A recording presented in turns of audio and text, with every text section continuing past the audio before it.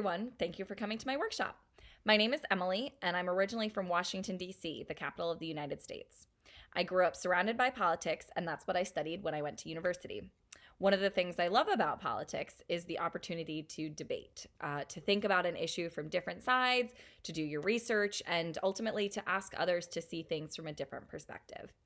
It's all about persuasion, or convincing someone to think or do something by presenting an argument, which is what we'll be learning about in today's workshop, how to win an argument.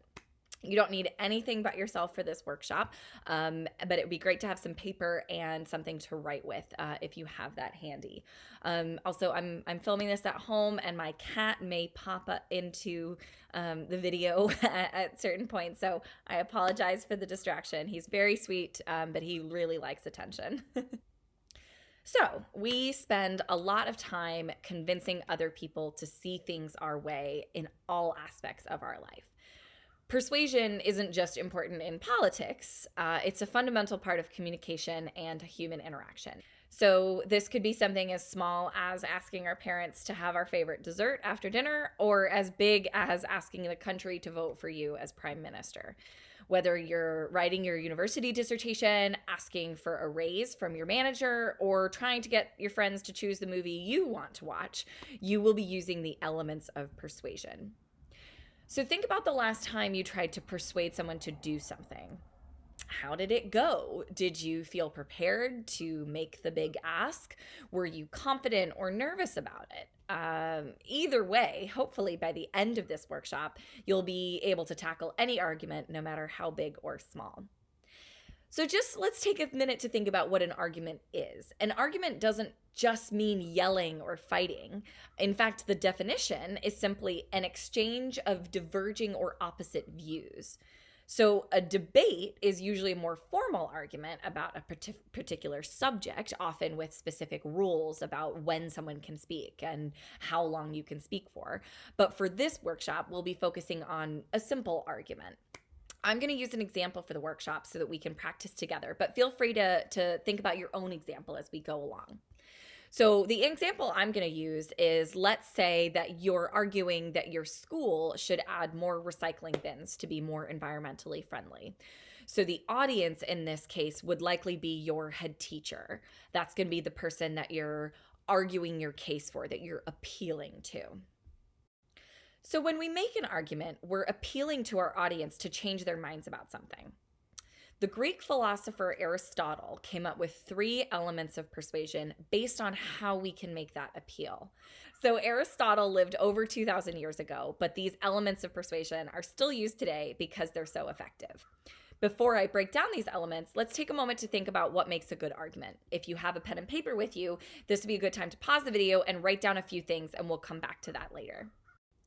The first element is ethos, and this establishes your credibility or believability. That means making sure that your audience or your opponent trusts you as someone who is honest, reliable, and knows what they're talking about. There's 2 ways to establish your ethos. You can share your experience that shows you know about the topic, or you can use really reliable sources and evidence to back up your argument. So you remember the example I mentioned? If you're going to ask your head teacher to get more recycling bins for the school, you might not be an expert on the environment, but you can use evidence from people who are experts. And we'll talk a little bit more about that evidence in the next point. Or maybe you're a member of the student union or student council, and you've talked to a lot of other students about recycling. That shows that your fellow students believe in you and that you have others that agree with you. So these are points that you can bring in to help establish that you're a believable, reliable person to be making this argument. So let's pause the video here and see if you can come up with any other ideas. If you do have that pen and paper, jot them down so we can come back to them later. The second element is logos, which is appealing to someone using reason and logic.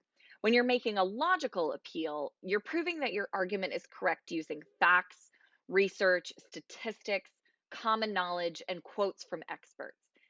This is a straightforward, direct argument built on hard evidence. So let's think about our example. What kind of logical evidence would you use to talk about how important recycling is? Feel free to pause here and write down any ideas you might have.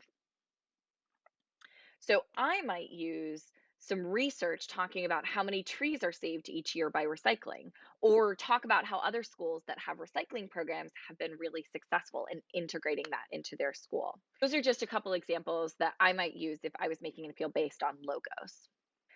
The third and final element is pathos, which is making an appeal based on emotions, which is a very, very powerful way to make an argument. There are a lot of different ways to do this. You can use vivid and strong words. You can share personal or emotional stories. You can use pictures that make people happy or sad. You can tell a joke. You can use powerful metaphors. The kind of emotional appeal you make will depend on your audience and the topic. When it comes to asking for recycling bins, you probably aren't going to be relying for humor to bring in your element of pathos, but you might make an emotional appeal based on the impact of climate change. So take a second to think about a few ideas and write them down. Now, if I were making this appeal, I would definitely share some pictures of animals that were endangered by climate change, maybe some penguins or polar bears. I think that any opportunity to bring in pictures of animals is a great way to make an emotional appeal because for anyone who has a pet will know. I mean, you guys have seen my cat around here. He's very cute. And that's a really good way to make people connect with your argument in an emotional way, in a warm way. But there are many other different ways to incorporate emotion into an argument, and I would love to know what you guys came up with.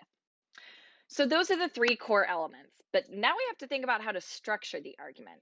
People often start with ethos, making sure your audience trusts your judgment is a good foundation to any argument because all of your other points rely on people believing what you say. But planning out your appeal might change depending on who you're talking to. So, if you were a scientist sharing new research with your team who already works with you and believes you know what you're talking about, you don't necessarily need to lead with ethos. Instead, you might want to lead with logos. Science is logical, and hard evidence is what you need to convince fellow scientists. But if you're making an appeal to your parents to get a kitten, you might want to lead with pathos. And there's nothing like cute pictures of cuddly kittens to melt the heart. That doesn't mean you won't be using all three elements in each argument, but you want to emphasize the one that's going to make the most impact based on who you're appealing to. So, remember earlier when I asked you to think about what makes a good argument? If you wrote a few things down, let's go back to that list. Did what you thought of match up with what we've just learned? Maybe you initially thought more about your behavior and your voice and your body language in an argument. So, let's talk about that a little bit too. Sometimes, when we're really passionate about something, it's easy to get heated up in an argument. We might feel frustrated or even angry at the other person if they won't change their mind. But think about it, when someone's yelling in your face, you're not going to want to sit down there quietly and listen to what they have to say. It's okay to feel strongly about an argument, but it's also important to stay calm. Remember to breathe, and if you need to take a minute to think about what you want to say, you can. Now, a lot of what we've learned about relates to talking, but let's take a second to think about listening. You've come into an argument with facts and evidence and a strong case for your position, but you can't win an argument unless you know what the other person is saying. Not only is it important for you to understand what you're arguing against, but the other person will be a lot more likely to think about what you're saying if you're actively listening and trying to understand their side. If you're making a written argument, like say in an essay for school or you're writing a letter to your MP, you won't be able to hear what the person reading thinks about your argument.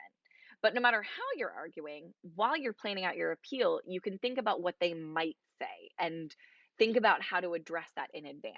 One of the best ways to strengthen an argument is to anticipate the counter argument and come up with some evidence to address it before they can even voice their concerns. So let's go back to our example. One of the school's counter arguments might be that it's too expensive to get new recycling bins. So when you're making your appeal to your head teacher, you might say, I know that you're going to say that more recycling bins would be too expensive, but they actually cost the same as a rubbish bin, and we need more bins anyway, so it wouldn't cost more to buy more recycling bins.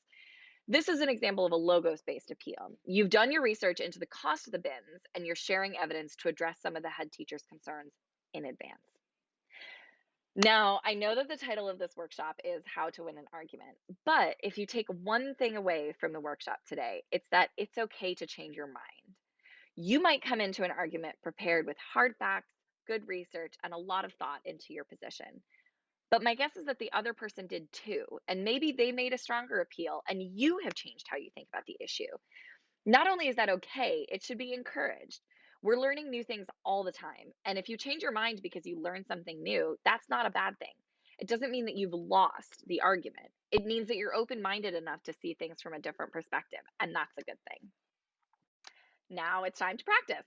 We've talked about one example in this video, but I'm sure you can think of plenty of things you're passionate about and might want to change. When this video is over, take a few minutes to brainstorm another example and practice planning out the argument. What facts do you want to share? What's going to make your audience care about your cause? How are you going to get your audience to trust you? Maybe pick a friend or family member to practice together. You can each choose a side, spend some time thinking about your argument, and have a friendly debate. And even if they don't change their mind and you agree to disagree, if you've taken the time to plan out a thoughtful argument, listen to their side, and learn something new, then you've still won the argument at the end of the day. If you want to share how you would make your argument, whether using our example or your own, we'd love to see it. If you feel comfortable, share it on your parents' social media accounts with the hashtag Festival of the Girl or FOTG, or in the comments under this video. If you have any questions, I'd love to hear from you. I hope you enjoyed this workshop and I hope you enjoyed the rest of the festival. Have a great rest of your day.